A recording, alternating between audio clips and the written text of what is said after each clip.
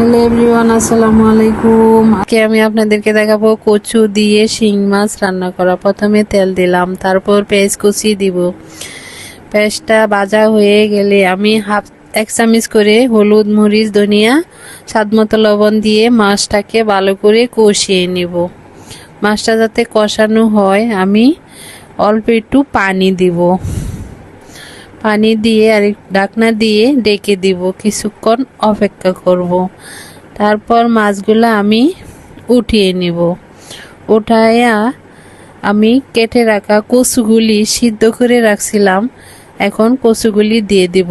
কচু গাছ সহ আমি দিয়ে দিব, ডাগা সহ।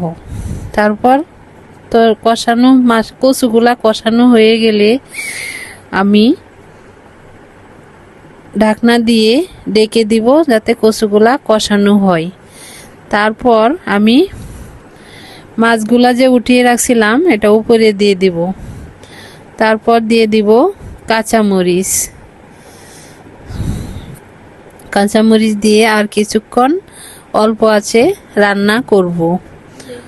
ওঠানোর আগে আমি লেবু চিপা দিছি যাতে গলায় না ধরে। আপনারা লেবু দিতে পারেন, লেবু দিলে গলা চুলকাবে না। দেখেন আমার কচুর তরকারির কালারটা কিন্তু অনেক সুন্দর হয়েছে। আপনারা বাসায় এভাবে কচু গুড়ালি ডাগা সহ রান্না করে খেয়ে দেখতে পারেন, অনেক মজা হবে। আজ এই পর্যন্ত, দেখা হবে অন্য কোনো ব্লগে। আল্লাহ হাফেজ।